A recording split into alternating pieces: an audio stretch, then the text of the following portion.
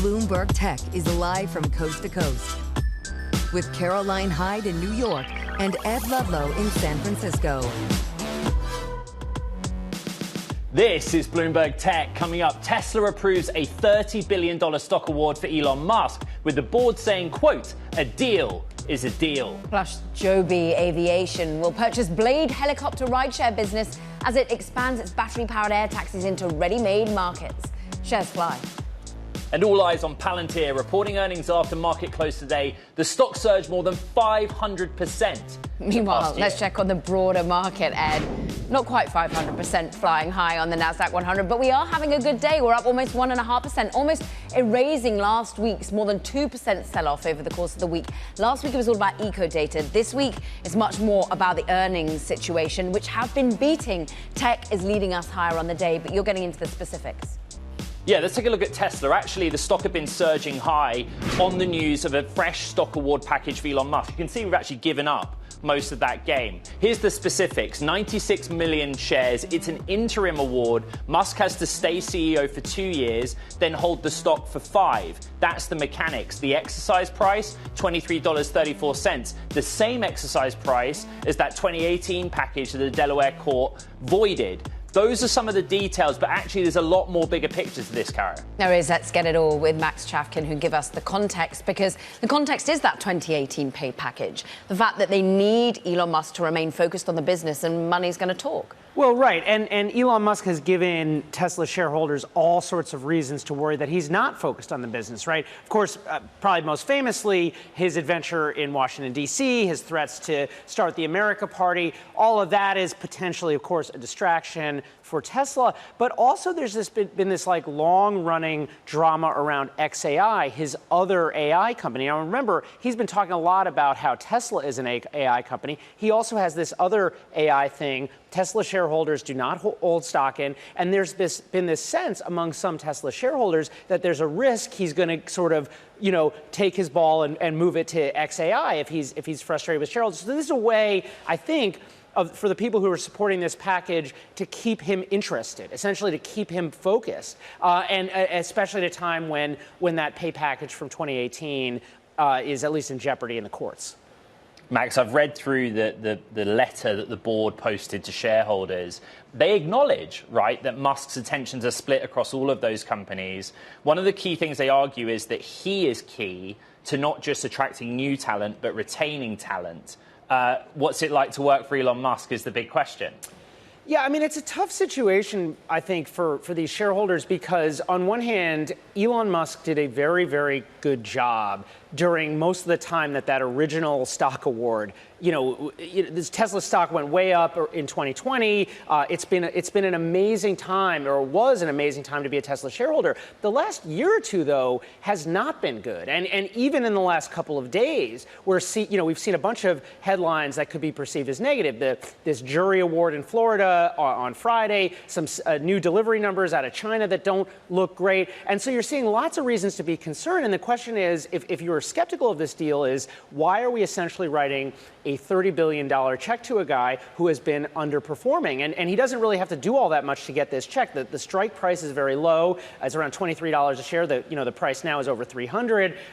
So he just has to stay for 2 years. So that, I think, is going to be the debate, to the extent that there's any opposition to this among shareholders. And I'd just point out very quickly that it's an interim award, because the board's saying in November at the annual shareholders meeting there will be a vote on a fuller, longer-term comp package. Bloomberg's Max Chafkin of Elon Inc. Thank you very much. Let's stay with EVs. BMW is coming for Tesla. The automaker's staging a swift rollout of 40 new or updated models sharing slick software and high-performance computers, striking back at Tesla at a vulnerable time. Here's what the CEO of BMW, Oliver Zipse, had to say about that in an interview with Bloomberg's Tom McKenzie. When you bring the newest technology into the market, you have the first mover advantage, because you cannot bring every year a new car. We will use that first mover advantage at that point in time to say, well, there is a car brand, namely BMW, who can build superior electric cars. And the rest of the market has to answer. Bloomberg's Stefan Nicola joins us from Germany for more. The first variant or model of this Neue Klasse is the iX3. So many people get frustrated on this program when we talk about a company going after Tesla killers. But in the iX3, BMW does see potential to claw back a bit of market share, Stefan. Yeah, absolutely. And, you know, back in the day when Tesla came out with the Model 3, BMW actually lost a lot of drivers to Tesla. So BMW CEO Oliver Zipse is now confident that BMW can win those people back. And, you know, the new SUV, it will be unveiled in September at the Munich Auto Show. It has a range that tops that of the longest range Model Y. It charges faster. It has more power. So, yeah, Zipse is very confident that he can convince drivers with this new offering. Stefan, talk to us about so-called super brains and really the software, the technology behind it that they've been looking to worldwide talent for, and how that then gets rolled out, not just in the latest EV model. Yeah, it's quite interesting because, of course, BMWs are sort of known for having this good driving performance that you sort of sit tightly on the road and you feel every curve, and it's a sort of very immediate driving experience. And BMW's engineers were actually worried that in an EV that would sort of disappear, and that's why they developed this kind of computing power, a supercomputer, a gigabrain they call it, that has much more computing power than its current computers that are in the cars. And that speeds up the way that machine calculates the turns, calculates the brakes, calculates the driving suspension. So all of that combined is meant to make this EV feel, like no car the company has built before. Well, those that got behind the wheel in June seem to have loved it. Stefan Nicola, thank you very much for that analysis. Now, coming up, the return of the tech IPO. We discussed the explosive demand after Figma's debut saw stocks surge more than 200%, even though it does fall in the day. That's next. This is Bloomberg Tech.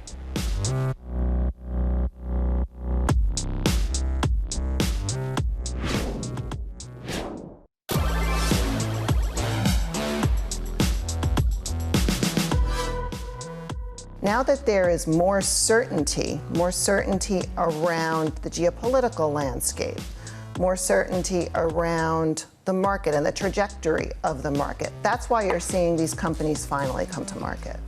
NYSE President Lynn Martin there this morning after Figma debuted, of course, on the New York Stock Exchange last week. On the day, of course, it soared over 270%, really signaled renewed public demand. Today, it pulls back a little bit.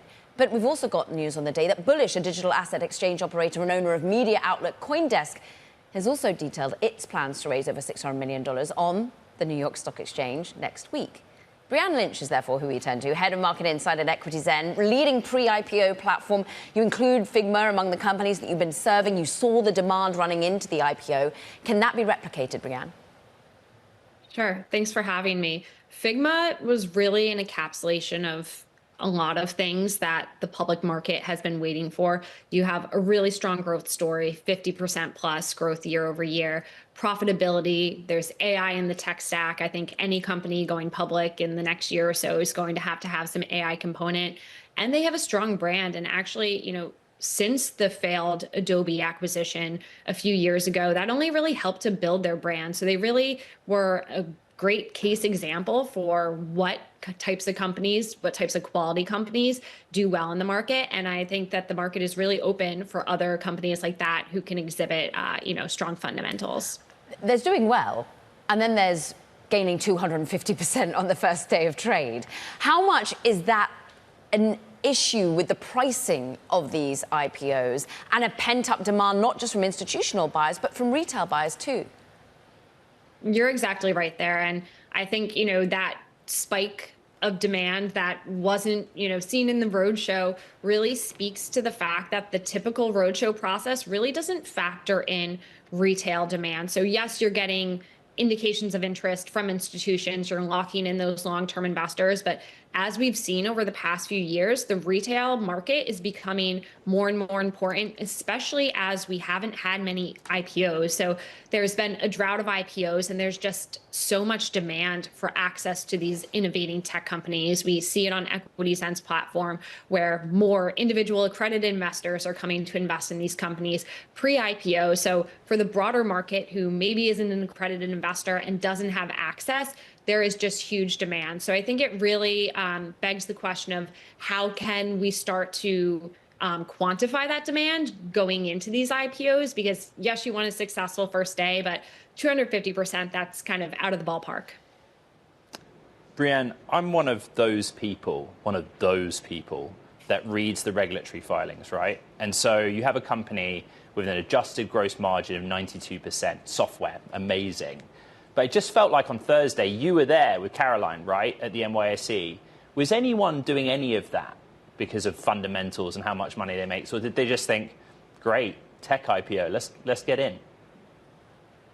Yeah, there is certainly a lot of exuberance in the market that in some ways is irrational, is outside of the realm of any valuation you might get to by looking purely at the S1. So I do think it talks to this broader market demand that isn't necessarily always looking into the fundamentals, but we were outside the exchange. We were talking to investors who were excited to participate in the IPO. These are individual investors who had, their orders in and whatnot. And I think it just speaks to the fact that there is a lot of demand, but the risk of that is if you're an individual investor buying in on that IPO day, you could lose out when the stock normalizes over time. So there's certainly risk there that isn't always factored in. Let's ask the age-old question. Is the tech IPO window open, slightly ajar, closed, and due to open? Where do you think we stand in the environment? I would say that the tech IPO window is open for quality companies. So we've seen that with Figma, with Circle, with CoreWeave, and some of these IPOs. So I don't think just any company can go public in this market and do well. But these companies that have been preparing for a long time and already have those fundamental pieces in place. You have to remember a lot of these unicorn companies are 10, 15 years old. A lot of them, like Figma, plan to exit in the 2021, 2022 timeframe, and maybe those plans were put on ice as the market cooled down a bit. So the companies that we expect to see in the coming months are these quality companies that are prepared and have been preparing for a long time. What's really interesting, actually, Dylan Field said to me, I really hope everyone reads the risks in our S1, and they go through them in a detailed fashion. He's very transparent that he's investing in this business, he's taking on AI. But what I really wanted to talk to him about and didn't have the time was the Bitcoin that they have on the balance sheet. And this is a company that's actually exposed to another narrative that retail investors love. How much are you starting to see that in these pre-IPO companies? Yeah, crypto is becoming one of the most popular sectors amongst investors on EquityZen's platform. So it was the number 6 most popular sector that we saw in Q2. And there's a lot of tailwinds that are supporting the crypto industry. Obviously, you saw Circle's really successful IPO. You have a very crypto-friendly administration, and then you've got some of the biggest financial institutions and retailers launching their own stablecoins, really adding validation to the market. This has led, to more potential IPO activity. You've got Gemini, Grayscale, and others, in the crypto space looking to go public. So that's certainly, I would say, the number 2 narrative that we're seeing after AI for companies, both in the pre-IPO market, but those preparing to IPO as well.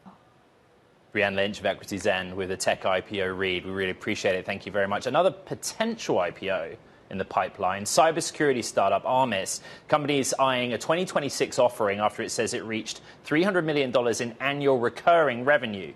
CEO Yevgeny Dibrov joins us now for more. It's interesting, I was reading the Bloomberg story to track the growth.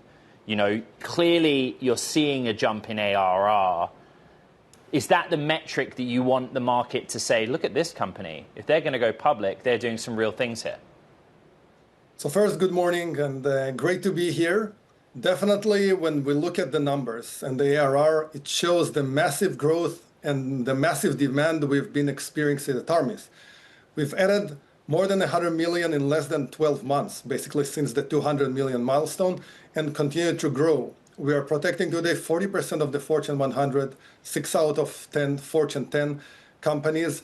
And this is all due to massive demand, continued geopolitical tensions, and attacks on critical infrastructure. Right. Yevgeny, I'm just reflecting on the last week on the program. We had Palo Alto Networks acquiring CyberArk. We had Cato Networks raising money at a $4.5 billion valuation. You've just done a tender valuing you at a much higher valuation. What is that reflective of here? Is it just an absolute necessity for the tech, or investors starting to just warm up to the cyberspace? So we are seeing continued demand, and we talked about geopolitical tensions. AI as well is contributing to more demand in cyber. Those continued attacks on critical infrastructure where armies can really help organizations to control and protect every water system, port, airport, their most critical environments. This is something that continued to grow again and again. And as you have seen with the CyberArk and Palo Alto deal, the industry is going to platformization. Customers want more platforms. They don't want 70 plus point solutions. They want those 5 to 10 platforms to protect all their critical environments. And Armis is a platform. We've been building in the last few years, especially with M&As. We've acquired 3 companies in the last year and continue to build more and more, innovate, and listen closely to our customers to build the best platform to protect their most critical environments. Okay, Yevgeny, so if you need to keep on this platformization, as Palo Alto Networks have called it, where do you need to buy next? Where do you need to look for scale? So right now, we are focusing on integrating the companies that we have acquired, but we always look from a strategy perspective, build, buy, partner. Definitely more opportunities on the horizon. Armis is adding another 2 products this year to complete a 7-product superpower platform to protect the largest organizations in the world, the largest federal agencies and the largest states in the United States. We are going to continue and work super hard to protect our customers, focus on innovation, and continue to grow. Definitely, from our perspective, I look at the next 3 years, $1 billion in ARR is a milestone, an important milestone for Armis on the journey in building a generational business here. One that you want to take public as soon as next year, Yevgeny. I'm just interested in, therefore, where you're taking market share from. It feels like the pie of cybersecurity is getting bigger, but you must be taking from others. And I think of perhaps a company you worked with, Adalon, which was acquired by Microsoft. Well, Microsoft's wrap around cybersecurity right now isn't always positive. We are definitely seeing competition from different angles, and we are getting into more and more areas. Armis is acquiring aggressively and also building aggressively. So definitely areas that with Palo Alto Networks, Microsoft, Tenable, and others, we're taking more and more of that share, but continue to align with what our customers need. IPO is definitely on the horizon. 2026 can be potentially a great year. But we are definitely focusing on maximizing our shareholders and employees' value and continue to build. When we look at what's the next milestone, that's the $1 billion in ARR, and IPO will be a great part as part of this journey. Yevgeny Dibrov, we thank you so much of Armis joining us today. Meanwhile, coming up, Apple's next AI move, how the company hopes to catch up to rivals like Google's Gemini. That's next. This is Bloomberg Tech.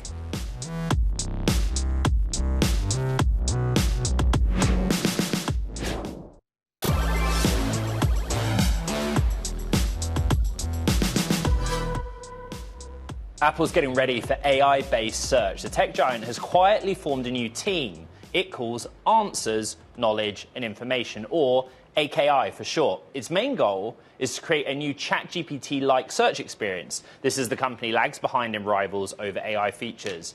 Bloomberg's Mark Gurman is here. It was the latest Power On. And I find this so interesting because, that was not the strategy originally for Apple. I kept hearing about, and through your reporting, that, they didn't think the market was there for a ChatGPT-like tool. So they integrated the tech into Siri. Now they've kind of changed tack a little bit. It's become very obvious that one of the biggest use cases for ChatGPT is search. On my iPhone, for instance, I have one of the newer models with the action button on the side. And so whenever I need to search for something, I don't go to Safari and go to Google or the Google search app.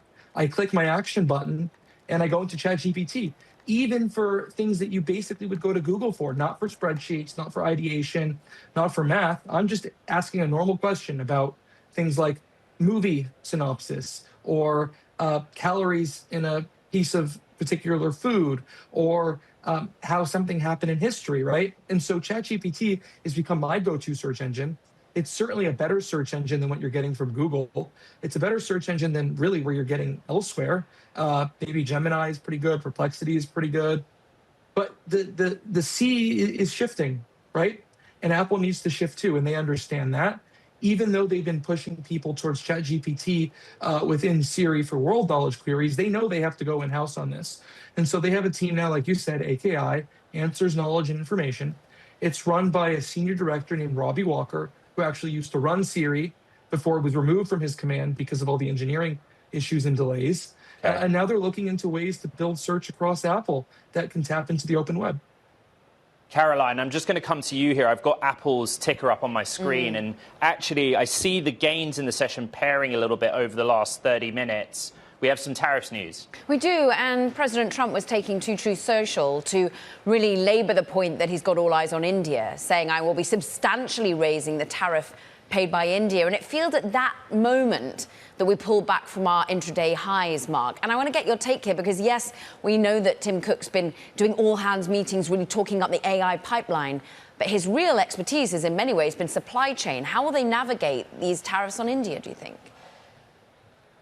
So it's interesting. The India situation, it's going to be sort of a game of yo-yo, moving between India, moving between China, potentially moving through other places like Vietnam, Malaysia, Thailand, all the other places where Apple is doing mass manufacturing of Apple products. I understand the stock's full today because eventually, if Apple continues to export from India to the US, they will need to pay that tariff. But my understanding is that as of now, the tariff is not yet into effect for many of Apple's products. So it'll be interesting to see when exactly that is supposed to happen. Obviously, Trump is going to decide on a dime when that's going to happen. But as of this very moment, there is still that exemption in place for smartphones and a series of other products. Apple's belief is that they're going to take a $1.1 billion hit during this quarter, right? But I would imagine this tariff situation is going to change in the next couple of months, and these companies will need to start paying that, and that is going to be very difficult for Apple to deal with. Bloomberg's Mark Gurman, all across Apple. We so appreciate it. Meanwhile, coming up, how will commercial and government contracts feature in Palantir's quarterly earnings? We'll discuss what's expected next. This is Bloomberg Tech.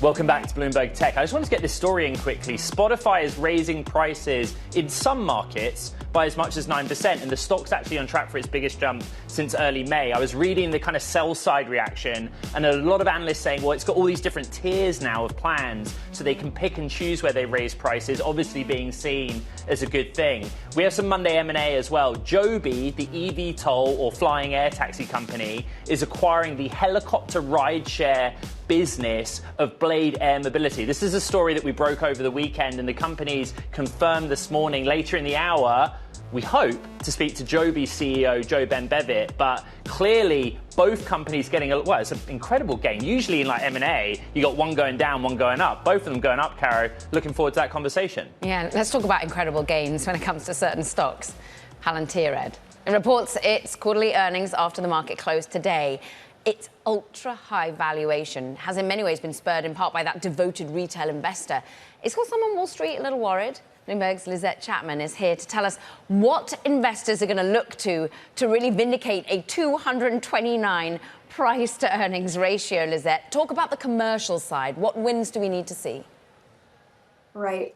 Like you said, it's been on this earnings tear. It's been on this, price tear for the past year. What people are going to be looking at, what investors are going to be looking at, is whether that growth is sustainable, whether it's continued to accelerate, and really specifically what the breakdown is between the United States versus the rest of the world. We've seen a huge split in demand that's been insatiable in the US, but it's really lagged in Europe and in other parts of the world. So that's one thing that we're going to be looking at. The other thing that we're going to be looking at is the commercial versus government clients. So those are the areas that Palantir is going to be breaking down. We'll see which one they've been doing better at, or perhaps not meeting those expectations.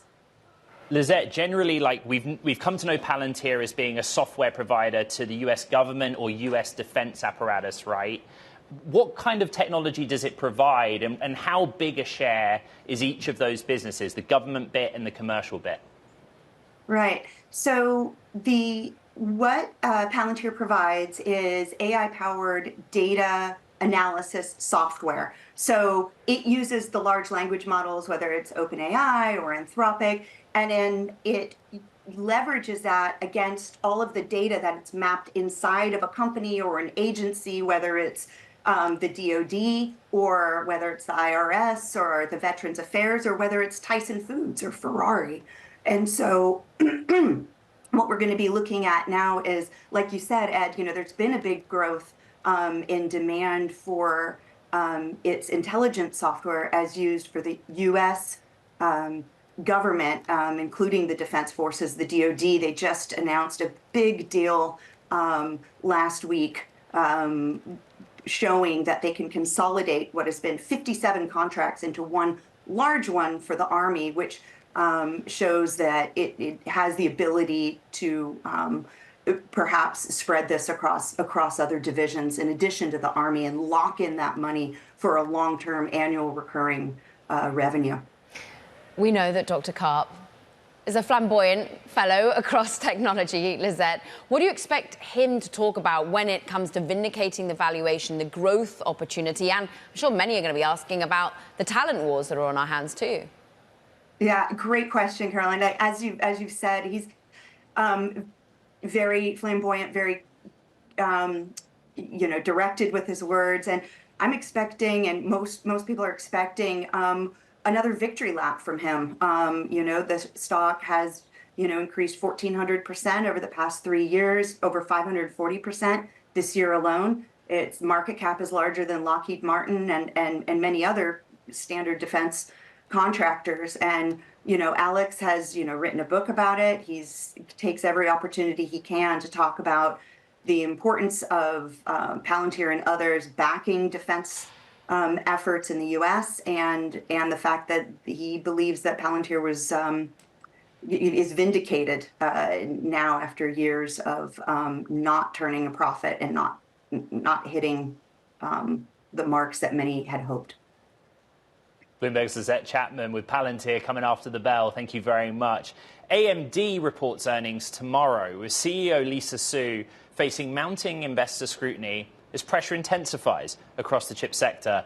Here with more is Bloomberg's Ian King, who leads our coverage of chips. And this was in your Tech in Depth, and there was a line in it that I find a really interesting point of analysis. This is the best performing chip stock so far this year. But it's not really a pat on the back. It's more of a target on the back at this stage. Why are things so tight and pressured for AMD? Yeah, it's not just AMD. It's basically the latest in line here. I mean, you had Cristiano Amon of Qualcomm on this show going, what is there not to like about our earnings? And that's really the pattern that we've seen this time, which is investors have put quite a lot of money to work in chip stocks. And now they're live up to our expectations, very high expectations, and good isn't good enough. You have to be exceptional. So that's the kind of situation that AMD is in tomorrow. Look at that stock rally, year to date, 46%. We're expecting in excess, though, of 27%, I think, growth in revenue. Where do they want to see market being taken from? Because we know they've been winning out against Intel, but really everyone always compares them against NVIDIA. Yeah, I mean, this should be, or at least the forecast quarter should be sort of good news for AMD for a couple of reasons. They've got more competitive AI accelerator chips, which go head-to-head with NVIDIA, coming to the market. And also great news for them and for NVIDIA, which is, hey, we can go back to China. Some of these restrictions on shipments of older products to China have been lifted, or so we've been told. So that should also mean good news for this quarter and for the future for that particular market as well. You and I reflected together a couple of weeks ago about how prominent Lisa Su was in Washington, D.C. when the president gave his winning the AI race speech. He asked Lisa Su to stand up. But the reality is Jensen Huang and NVIDIA still have a technical monopoly, I guess, more than 70% market share, call it what you will, Is there evidence that Lisa Su is catching up, that she's orchestrating the company in a way where they can make gains in the AI accelerator market? I mean, looking at the numbers, this is the best way to look at this. This is a great business for AMD. You know, $5 billion a quarter on a sort of $30 billion run rate for annual revenue is fantastic, right? But it's not $120 billion. So that's the way to look at it, I think. Always comparing the two. Ian King, it's great to have you. We thank you ahead of AMD. Meanwhile, coming up, Tim Tully's going to be joining us from Menlo Ventures, joining us to talk about where enterprises are putting their AI spend. Which LLM? This is Bloomberg Tech.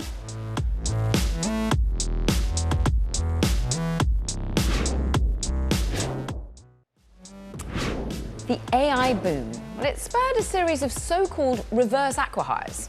Tech giants like Google, Amazon, Meta, Microsoft, they get top talent and AI licensing without the so-called burden of government regulatory approval for these deals. For those hired, though, it often means a big payday and access to more resources. But what about the fledgling AI businesses and workers are left behind?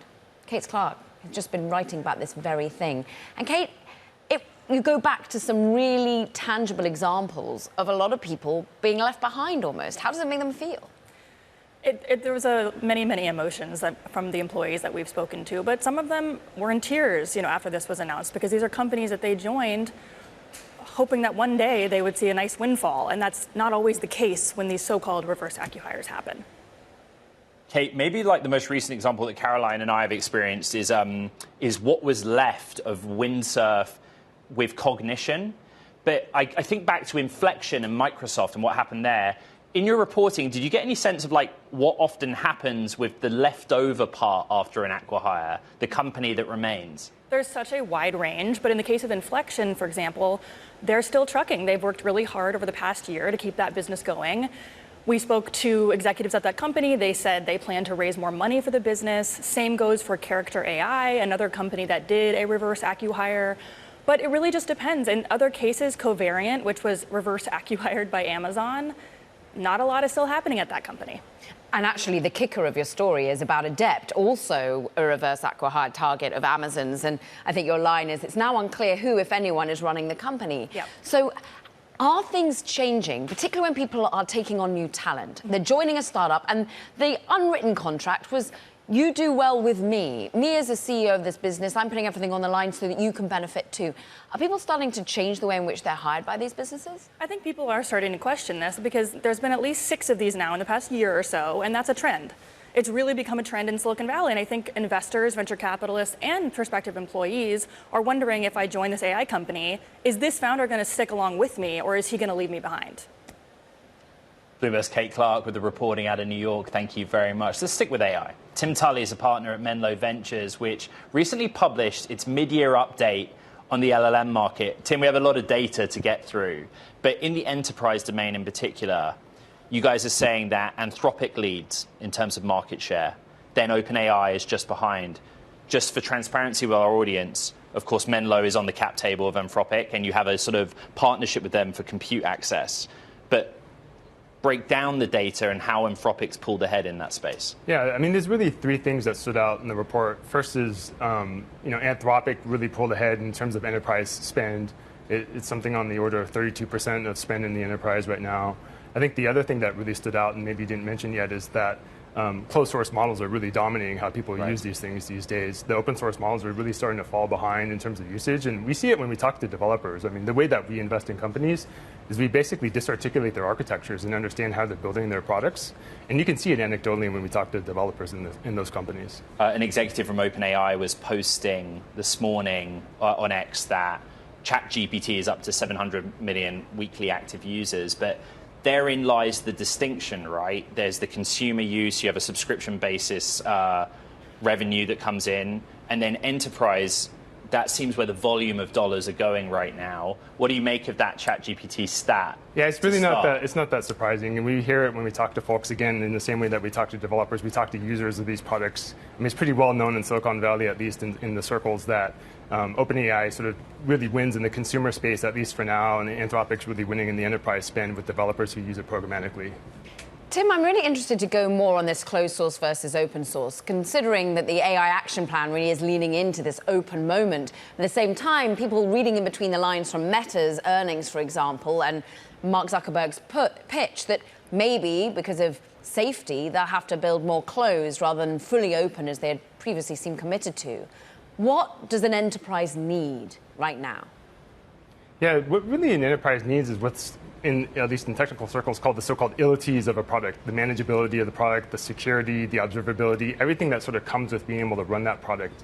It's really hard to just take the weights of a model and just go run it. I couldn't, put weights of a model and put it on a hard drive and just hand it to you and say, hey, go run it. There's a lot of services and sort of software that has to stand up around it to be able to make it usable. And so that's really what you're seeing is folks reaching for enterprise closed source solutions that have programmatic access to these capabilities. And going back to your Anthropic numbers, leading enterprise LLM provider, 32% of the market. How early are we, though, in this rush and this commitment of money by companies into large language models? How much more is there to take? How quickly could we see the landscape shift? I think you're still seeing early days. The amount of spend you're going to see from model spend over the next few years is going to continually increase.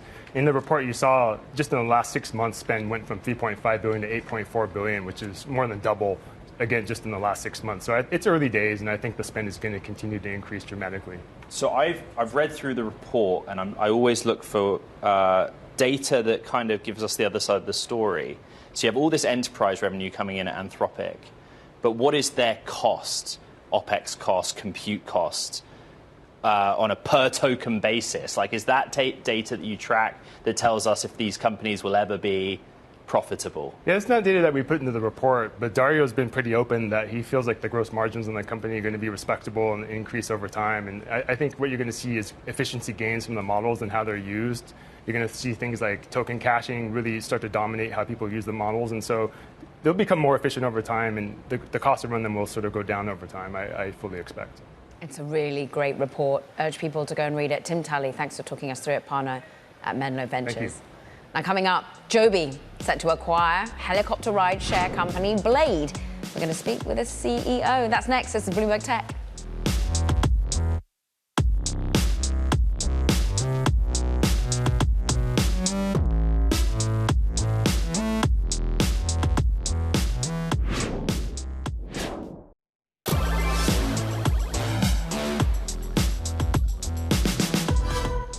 Shares of Joby Aviation and Blade. Well, they're surging today after announcing that Joby will purchase Blade's helicopter rideshare business for as much as $125 million in stock or cash. Now, the acquisition really encompasses all of Blade's passenger business, including US and Europe operations. And here to talk through it, Joby CEO JoeBen Bevirt. Investors like it on both sides of the equation. We don't often see that. Tell us the rationale here. Why buy that part of the business? Yeah, thank you so much. Great to be here. First, I'd like to lay the foundation for where we are. And so the first piece is that we're seeing unprecedented levels of regulatory support from the White House, from the DOT, from the FAA, really leaning in. You also have regulators around the world so excited about this new age of aviation. Second is where the Joby team is. We've been knocking out of the park on certification and really delivering on manufacturing, where we're doubling our manufacturing rate. And all of this sets the stage for commercialization. Of eVTOL. Exactly. And the key piece is the work that Blade has done, where they've built out an incredible network of takeoff and landing locations, exclusive lounges, and an attention to detail and attention to customer service that are really unparalleled in vertical aviation. And so this is the right moment for us to partner, and both by acquiring the passenger business, but also partnering on the medical business. JoeBen, when we broke this story over the weekend, and thank you for your time and coming on the show, the question I kept asking myself was, does this accelerate the eVTOL bit to market in the United States? Absolutely, and one of the things that's so exciting, as I mentioned, on the regulatory support that we're seeing from the administration with the recent executive order, we really see the potential where that pulls forward the timeline, and that's one of the big catalysts for why we decided to pull the trigger here on the Blade acquisition. In the interim, will you continue operating the helicopter rideshare bit? Does that business continue, or you just buy the assets and start planning from there? Absolutely, we're looking to not only operate it, but to grow it and turn it into a much bigger business. And then we think that with the quiet aircraft that we're building, that we're going to see an explosion in the number of takeoff and landing locations that we can operate from. We're seeing real estate developers, both here in the US and around the world, who are so excited about our technology and are clamoring for takeoff and landing locations at their developments. And so we just see unprecedented momentum in the market today. Unprecedented amount of money that you're going to be committing to it, therefore, with $125 million in stock or cash. But where are the details on that, JoeBen? How are you architecting the actual deal so it wins out for both? Yeah, so I think that's one of the beautiful things. Whenever I'm working on doing a deal with somebody, I'm looking for something that's going to be accretive for both sides. And this is accretive for Joby in that we get this incredible business that Blade has built on the passenger side. Is accretive for the Blade medical business because we're going to be able to put our eVTOL aircraft and our next generation hydrogen electric aircraft onto their platform, onto their medical platform over time. And so this is, it allows the medical business to be really laser focused on growing medical, to have the resources they need and the focus they need to really grow that business. So this is an incredible win-win. Let's be really focused on the regulatory process right now. What is the next step that you need to meet to be able to make sure that when I go to a Blade, it's not going to be a helicopter, it's going to be your eVTOL?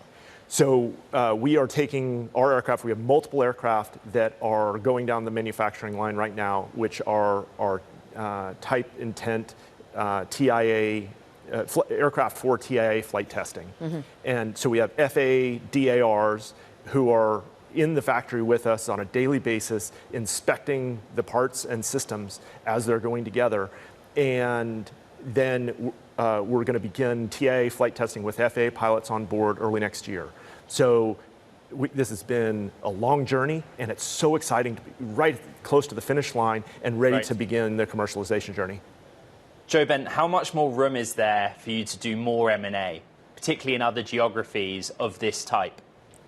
We see incredible opportunities, and I should be really clear, Blade has built an absolutely spectacular business, not just here in the US, but also in Europe. And we see opportunities around the world. So there is so much demand and so much congestion in cities around the world, and we can't wait to really lean in.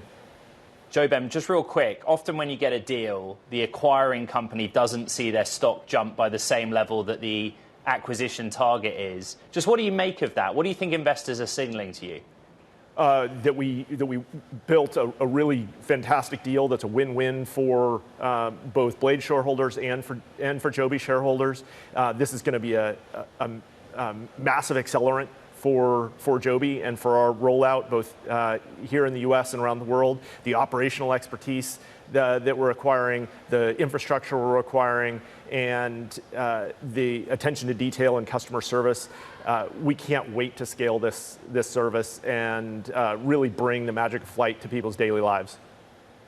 JoeBen Bevirt of Joby, thank you very much for your time here on Bloomberg Tech. That does it for this edition of Bloomberg Tech. Karen, what an edition it was. I mean, M&A sprinkled in. We continue on the IPO path. Don't forget, check out our podcast. You can find it on the terminal as well as online on Apple, on Spotify, whose own shares are popping today, and on iHeart. This is Bloomberg Tech.